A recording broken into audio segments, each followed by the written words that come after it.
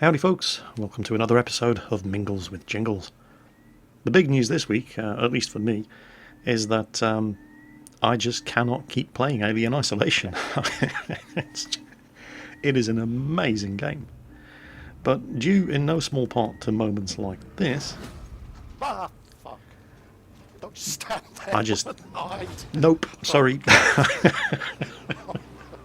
This game has been scaring the crap out of me for hours and hours and hours, and it is an incredibly good game, but it is just too scary. I mean, I highly recommend it to any fans of the survival horror genre, or anybody who's a fan of the Alien franchise.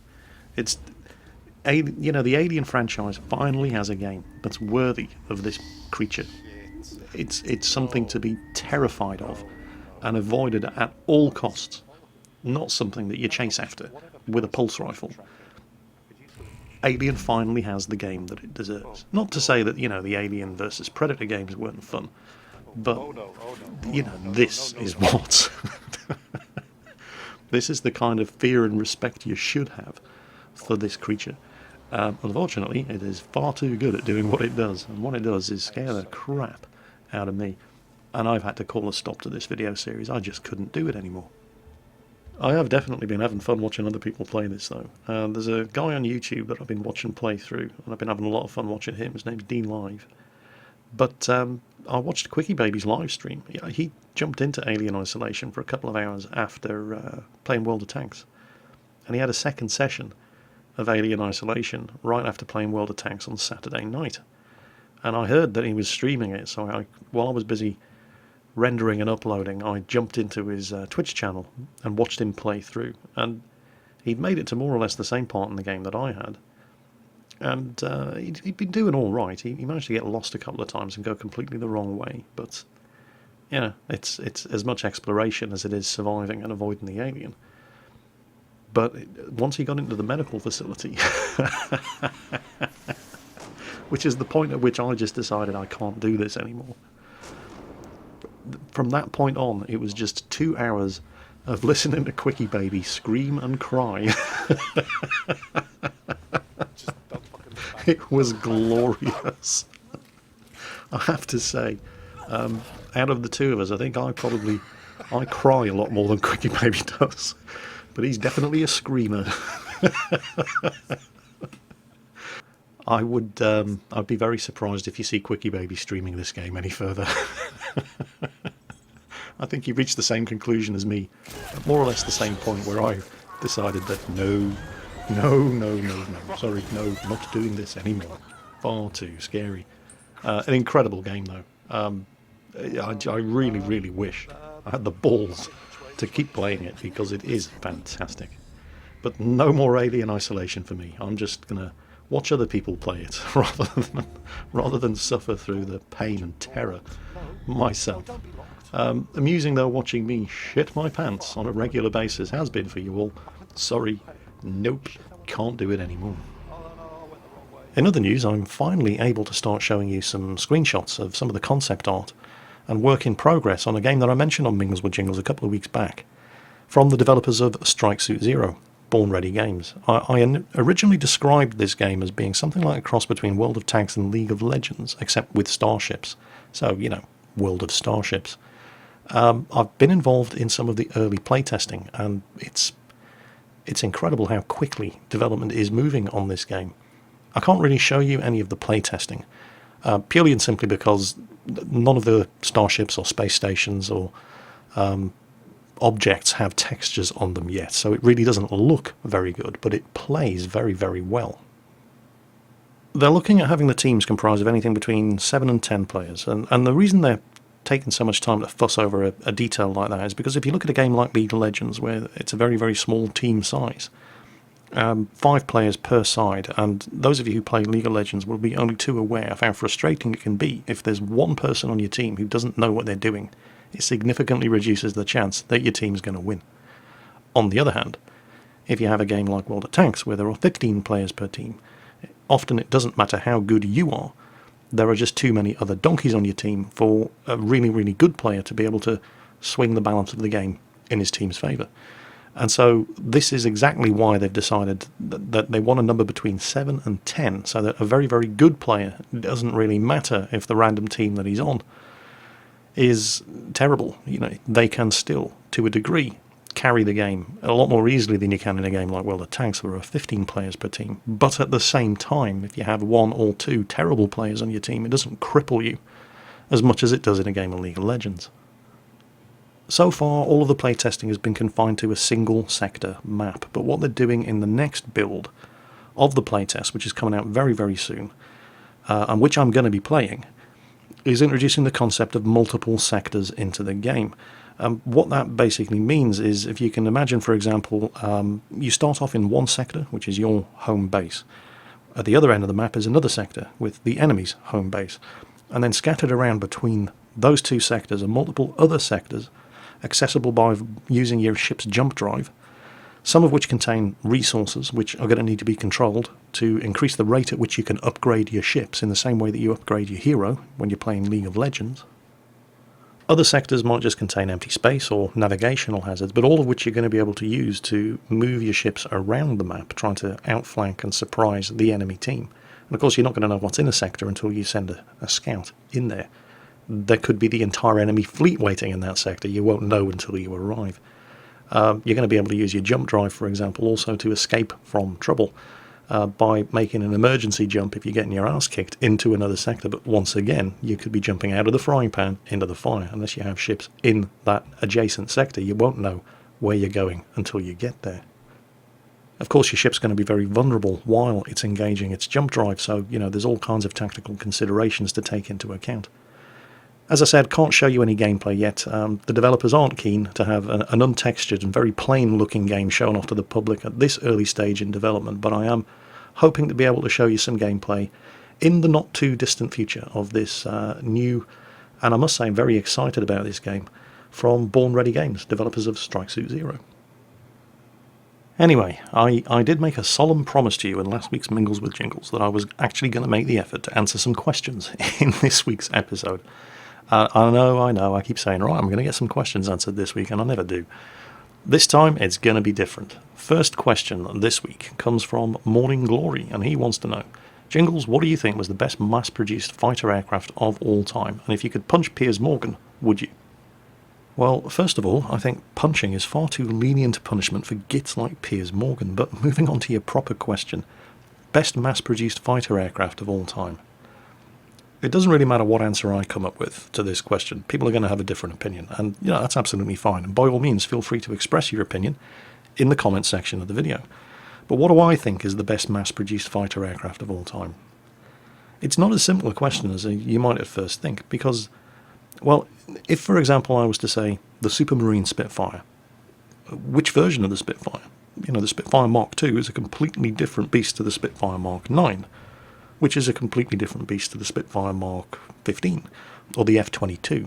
They're very, very, very different aircraft, so you can't really just say the Spitfire, because which Spitfire? And how exactly are you going to judge? What criteria are you going to use to determine which is the best? The best one to fly, or the one with the best combat record? Well, that rules out aircraft like the F-8 Bearcat. The Bearcat was a fantastic aircraft, but it arrived too late to see combat in World War II, and too early to see effective combat in the Korean War. By the time the Korean War kicked off, the Bearcat had been superseded by jet-engined aircraft. So while it would undoubtedly have been very, very successful if it had arrived a year earlier than it had in World War II, it just didn't get the chance to prove itself.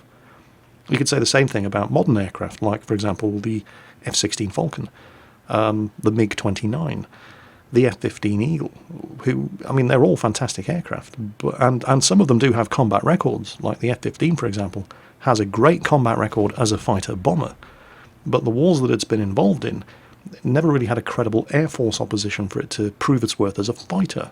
So while I have very little doubt that the F-15, for example, would have been a fantastic fighter, it never really had the chance to prove itself in that role. So if you're going to restrict your range of choices to aircraft that actually have good combat records as fighter aircraft, the two immediate choices that leap to mind are the Messerschmitt Bf-109 and the Supermarine Spitfire. But once again, which versions of the Bf-109 and the Supermarine Spitfire? because, you know, a Bf-109E3 is a completely different aircraft to a Bf-109 G6. Although I think most people will probably agree that the G6 was the definitive version of the Bf-109, but it's not nearly so clear-cut question when you look at the Supermarine Spitfire. If you were to ask a bunch of Spitfire fans which was their favourite version of the Spitfire, you get a whole bunch of different answers, but a lot of people would argue in favour of the Mark 8. The Mark 8 was the first production Spitfire in which all units produced had more than a 400-mile range. The Spitfire was a fantastic aircraft in all variants, but it was notorious for having very, very short legs, which was why it never had much success as a bomber escort. The Mark 8 had at least a 660-mile range on internal fuel tanks. It still had the performance of the Mark 9. It could carry a 1,000-pound bomb load, and it could climb and turn with the best of them. Supermarine's chief test pilot, Geoffrey Quill, is on record as saying that it was the nicest handling of all the Merlin engine Spitfires. And that's always the trick when you're developing a combat aircraft. You're trying to strike that balance between performance and handling, combat performance, fuel efficiency, survivability, protection, firepower, and it's difficult to match all of those different competing requirements. You put in armour to protect the pilots, and you swap out the machine guns for cannons, and that makes it heavier, so performance suffers. So you go away and you design a more powerful engine. And the more powerful engine sorts out the speed and the power, but now it's a much, much heavier aircraft than it was when you started, so it doesn't have the agility and handling as the earlier versions did. And then when you start going on about different engines and you're talking about the Spitfire, that opens up the whole can of worms about the Merlin engine Spitfires and the Griffon engine Spitfires. And the Griffon engines were more powerful, but they changed the whole way the aircraft looked. You know, it was too much engine and not enough fuselage. And I definitely fall into the category of people who are firmly of the opinion that if it didn't have a Merlin engine in it, it wasn't a Spitfire. So, you know, in order to finally get to the point, you know what I'm like. It takes me forever to answer a question of which aircraft I think was the best mass-produced aircraft of all time. And mass-produced is important here. I would have to go with the Spitfire Mark 9. Spitfire Mark 9, more versions of the Mark 9 were made than any other version of the Spitfire, and it was produced as a direct response to the threat posed by the Focke-Wulf 190. The threat posed by the Focke-Wulf 190A when it first appeared in action against the Royal Air Force in World War II was so severe that the Royal Air Force was actually forced to suspend all but the most important daylight operations over occupied Europe in November 1941. When they resumed operations in March 1942, losses were so unacceptably heavy, thanks to the Focke-Wulf 190A, that they had to immediately suspend operations again. The solution to that threat was the Spitfire Mark 9. Other versions of the Spitfire, including the Mark 8, were being developed to counter the threat posed by the Focke-Wulf 190, but they all involved redesigning the fuselage, which meant they were going to take too long to get into service. The Mark 9, using existing fuselages of Spitfires that were already in service, was a much, much quicker solution to the problem. The Mark 9 used the same Merlin engine as the Mark 8, but in a slightly modified Mark 5C fuselage, and you all know how much I love the Spitfire Mark 5C in War Thunder. This meant that they could develop and produce it a hell of a lot faster than they could the Mark 8. They began work on fitting a more powerful Merlin 61 engine with a two-stage supercharger. Overall development resulted in an aircraft that, over the Mark 5, was significantly faster, 40 miles per hour faster. It could fly higher, 43,000 feet, as opposed to 36,200 feet. It could climb at 4,000 feet per minute. And when they tested it in July 1942 against a captured Focke-Wulf 190A, they found that while it wasn't any better than the Focke-Wulf 190, it wasn't any worse either, which was a massive improvement over the Spitfire Mark 5. So this is basically why I'm picking the Spitfire Mark 9. I mean, it was always going to be a Spitfire. I mean, of course it was going to be a Spitfire. I'm British. It's a treason to pick anything else. Sorry America, the Hellcat was fantastic. No arguments there. And produced in huge numbers and had a fantastic combat record against the Japanese in the Pacific. But yeah, it's not British, is it? Sorry America. Why the Mark 9? Well, it was thrown up against the best that the Luftwaffe had, and it was equal to the task, and it was produced in far greater numbers. than any other Spitfire. It had the combat record, it was produced in the numbers required. To me, it is the best fighter aircraft of all time. Feel free to disagree. In fact, I encourage you to disagree. Why not the Focke-Wulf 190A? I mean, I've made a pretty convincing argument. It is the Luftwaffe's fighter aircraft that forced the Royal Air Force to suspend all but the most important daytime operations in occupied Europe in 1941. That's a pretty compelling argument to pick the Focke-Wulf 190A. Well, yeah, but it ain't a Spitfire, is it? Sorry, Germany. So, let me know what you think in the comments. Best fighter aircraft of all time. Go. Right then, second question. See this? 15 minutes into the video and I'm already answering my second question. Who are you and what have you done with the real Jingles? A whole bunch of questions here actually from Craig Harborn. His first question is, if you could make the perfect computer game, what would it be and how would it play? And it doesn't have to be a new game, it can be tweaks to existing games. Oh, where do I start with this one? World of Tanks with no artillery or premium ammunition. Mass Effect 3 with the last 10 minutes choose the colour of your ending bit cut out. Oh, got one. War Thunder with Japanese aircraft not constantly being thrown into battles against the aircraft that were specifically designed to defeat them. Craig's second question, if you hadn't started doing YouTube, what would you like to be doing instead? And I like that question, because he didn't say, what do you think you would be doing instead? He said, what would you like to be doing instead? I'd like to be doing nothing, thanks very much. And I'd like to be getting paid lots and lots of money for doing it. I think that would be my ideal job. That's everybody's ideal job, isn't it? Do nothing, get paid to do it. Fantastic. Where do I sign? Craig's third question. If there's anywhere in the world that you'd like to visit, where would it be and why? And jeez, I couldn't possibly just pick one place. There's so many places I'd love to visit. I mean, I am pretty extensively well travelled. 22 years in the Navy, you get around the place. There's all kinds of places that I've been to that I would never have gotten the opportunity to see if I hadn't been in the Royal Navy for 22 years. But at the same time, there's all kinds of places that I missed and didn't get a tick off on my must-visit list. I was constantly joining ships just after they'd finished a world tour. I mean, I joined HMS Newcastle right after they'd been to Australia, Hawaii, Japan, Vietnam, the USA. I was kicking myself. I couldn't believe my shitty luck. I mean, if I could have just joined them 6 months earlier. But no. I joined HMS Manchester, I think it was, right after they came back from a trip to the Balkans and Russia. No. And of course, as soon as I joined, they were alongside in Portsmouth for 3 months. Fantastic. I've seen enough of Portsmouth. Thank you very much. Don't get me wrong, Portsmouth's a great town, but you see a lot of Portsmouth when you're in the Navy. Seeing Portsmouth is not what you join the Navy for. Since leaving the Navy, I have managed to tick off a fair number of places on my must-visit list. New York, managed to get to America. I mean, I've been to America before. I've been to Louisiana, New Orleans, Baton Rouge, places like that. But I've never been to New York. So when I left the Navy, I treated myself to a week in Manhattan. That was great. And I've obviously went to Gamescom this year, and I finally got to go to Germany at last. But there's still all kinds of places that I'd love to visit. Australia, New Zealand. Don't take this the wrong way, New Zealand. I mean, I'd still love to visit New Zealand because, it's New Zealand. But I always thought, I want to go to New Zealand to see the places where they made the Lord of the Rings movies. And you really don't.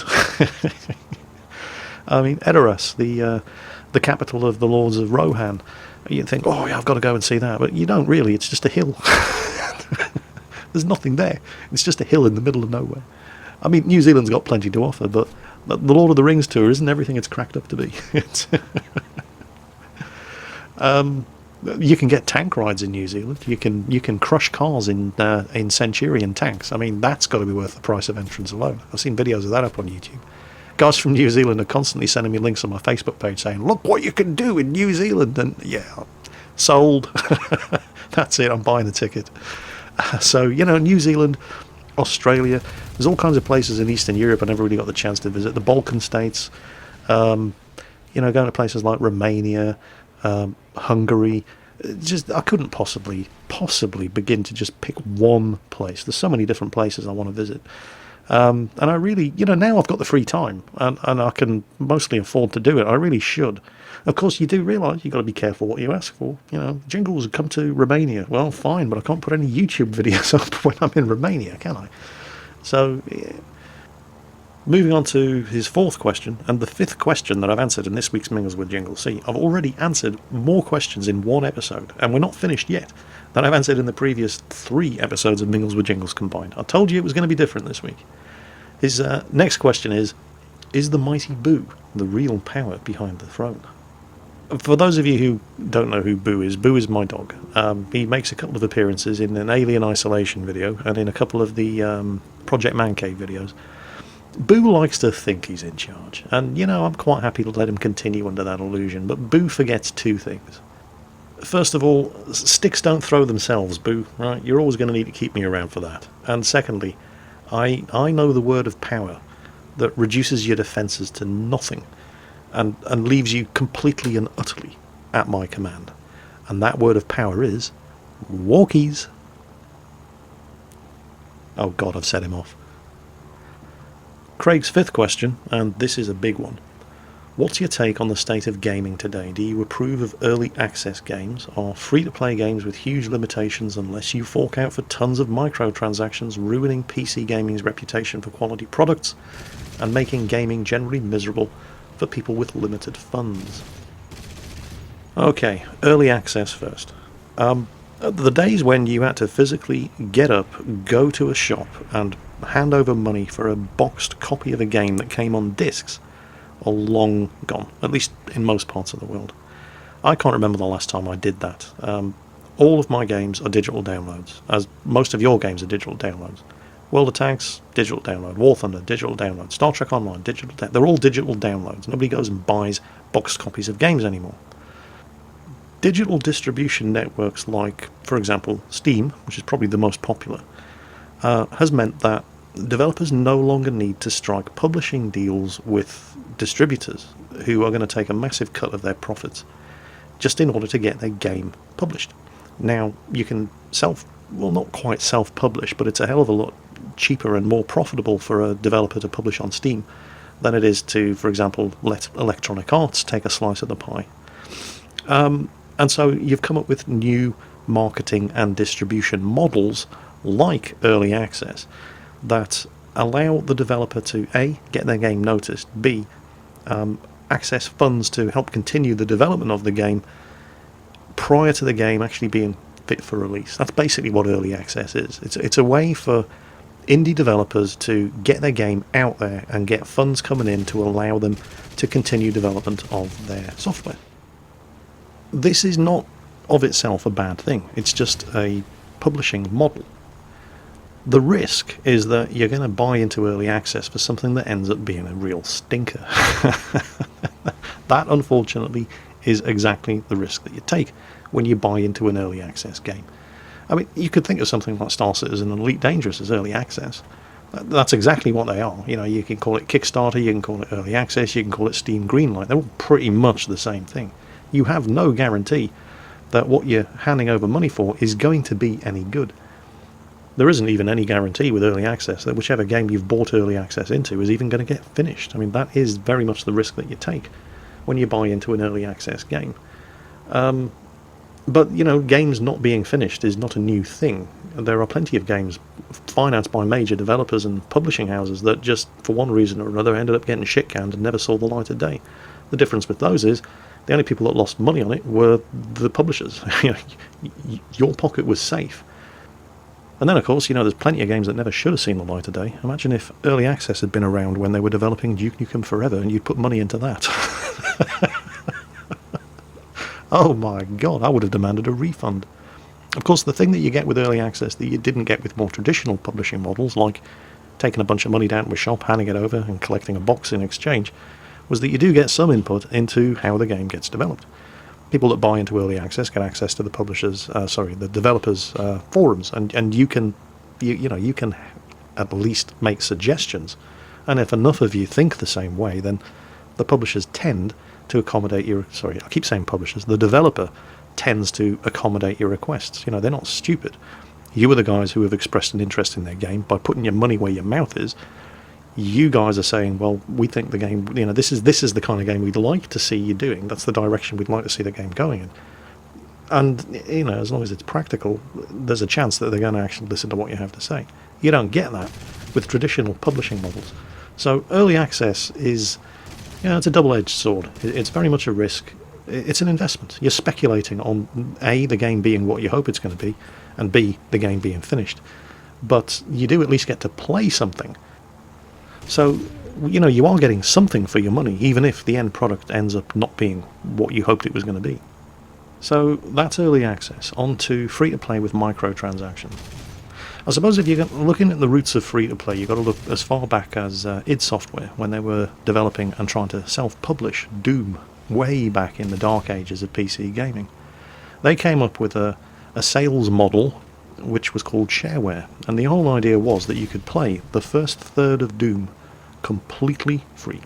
Get it on a disc. Lots of PC gaming magazines they'd have cover discs where they'd have demos and so on of the latest games, and id Software managed to get the entire first third of their game given away for free. And everybody thought they were crazy. You're never going to make money doing this. And oh boy, did they prove them wrong. The whole idea was you could play the entire first third of the game for free, and a lot of people did that and did no more.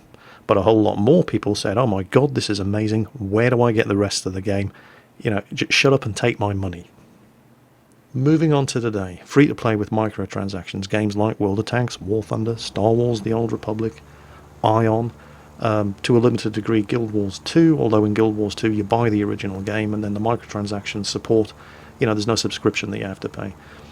The trick when you're doing this kind of business model is that you have to make the microtransactions for stuff that people want to buy, not stuff that people think they have to buy in order to get through the game. And that's where BioWare got it horribly, horribly wrong when they changed Star Wars The Old Republic from a subscription-based model to a free-to-play model. If you want to enter a dungeon, you have to pay money. If you want to equip any of the gear that dropped in that dungeon, you have to pay money. If you just want to chat to other players on the same planet as you have to pay money. It's just, it's horrible. Horrible, horrible, horrible. Perfect example of exactly the wrong way to do free-to-play with microtransactions. On the other hand, games like Ion have pretty much, Ion kind of gets it right and gets it wrong at the same time. There's, for example, in Ion, they have, as in many of these games, they have items that you can buy from the in-game shop for real money that will give you a boost to the amount of experience that you earn for 3 hours. So there's a candle that you can light that will give you triple XP for the next 3 hours. But it doesn't just give you triple XP for the next 3 hours, it gives everybody around you triple XP for the next 3 hours. So they have candle lighting parties in Ion. It's not just good for you, it's good for everybody around you. It's the kind of thing that makes you popular. So it's the kind of thing that makes you want to buy it. I mean, obviously you want to buy it because, hey, I'm getting triple XP for the next 3 hours, but also, it makes you the star of the show.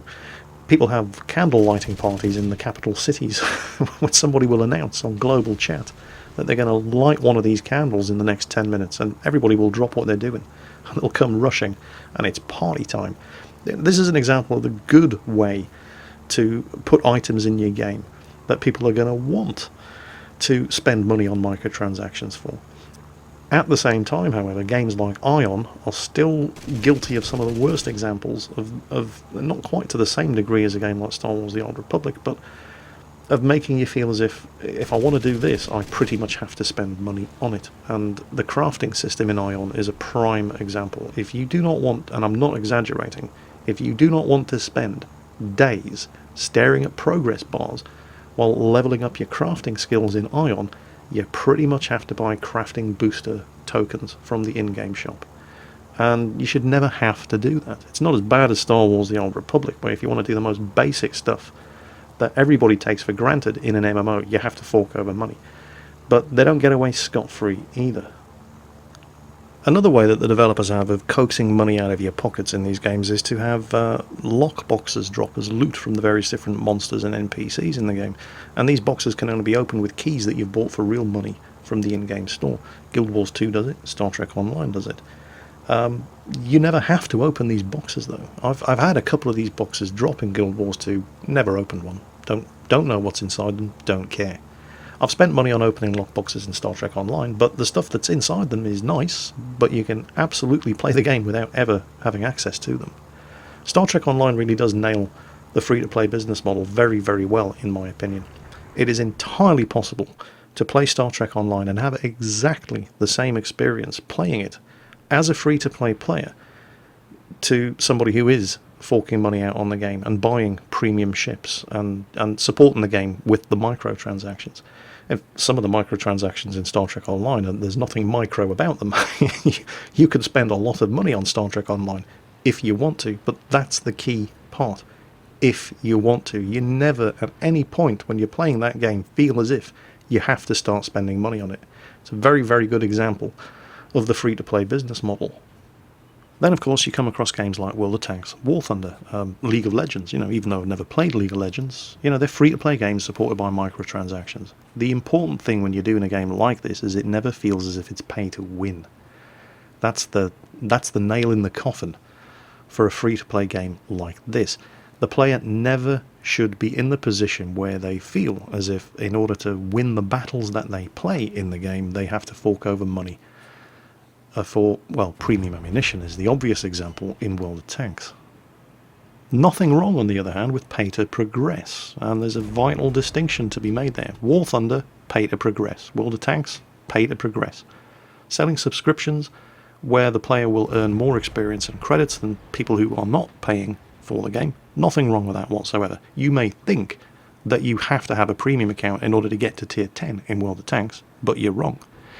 You will be spending a lot more time playing tanks at ranks 5, 6 and 7 in order to earn the money that you need to buy the tanks that you've unlocked at tier 8, 9 and 10. But you don't have to buy a premium account in order to do it. It'll just take you longer to do it, and you'll be playing more mid-tier games to earn the money that you need to do it, but you definitely don't have to buy a premium account. And the sad but true fact is that if you are playing World of Tanks at tier 5, 6 and 7 battles, even if you have access to tier 8 or 9 tanks, for example, but if you're playing tier 5, 6 and 7 games in order to earn the credits that you need to buy the tier 9 and 10 tanks that you want, and you're still losing money, there's nothing wrong with World of Tanks. It's just you're not very good at it. Doesn't make you a bad person, but if you can't run a profit at tier 5 and 6 in particular, then you are doing something wrong. It's not the game, it's you. Premium ammunition, on the other hand, different matter entirely, and we're becoming perilously close to pay to win here, and Wargaming were very, very clever in the way in which they basically had their cake and ate it. They kept premium ammunition in the game, and they removed the whole charge of pay to win against them by doing one very, very simple thing. There's a reason why we call it premium ammunition now and not gold ammunition, although I sometimes still slip and call it gold ammo. It's because once upon a time you could only buy this ammunition in-game using gold, and you had to get gold by spending real money, unless you were playing clan wars and earning gold by conquering territories in that. But for most people, you had to buy gold in order to get premium ammunition. Wargaming very simply just removed the whole gold price from this ammo, or they made it available for credits as well. So even if you're playing free to play, you can still get premium ammunition in World of Tanks. It's no longer exclusively for people who are paying for the game. So, leaving aside the whole argument about gold ammo, which is going to continue raging forever in World of Tanks, whether or not you think gold ammo should be in the game, I personally don't. It is in the game, it ain't going anywhere, it's a vital source of revenue for Wargaming, but you can no longer say it's pay to win, because you don't have to pay real money to get it. I think the whole concept of free-to-play is fantastic. I mean, it's great news for us. When I first started playing computer games, way back in, 1991, when I bought my first Commodore Amiga 500, there was no such thing as a free game. I mean, there were, we called them pirated games. Or shareware games, which were mostly crap. But the whole idea that a game that somebody had spent millions and millions and millions of dollars developing that you would be able to pay for free without having to pirate it was just unheard of. Free to play is great as long as it's done right. World of Tanks does it right. War Thunder does it right. Star Trek Online does it right. It's terrible if it's done wrong. Yes, BioWare and Star Wars The Old Republic, I am looking at you. So there we go, Mingles with Jingles. 6 questions answered, and it only took me 35 minutes. More questions answered in one episode of Mingles with Jingles than I think I've done in a month of Mingles with Jingles in previous episodes. You know what, I quite enjoyed answering those questions. I'll have to do this more often. More questions in the comments, please, and let me know what you think was the best mass-produced aircraft of all time, and why you think it was the best mass-produced aircraft of all time. And of course, it wouldn't be an episode of Mingles with Jingles if people weren't arguing in the comments about premium ammunition, so don't disappoint me this time. Why should today be any different from all the other episodes? As always, folks, take care out there, watch your 6, have fun playing whatever you're playing, and I will catch you next time.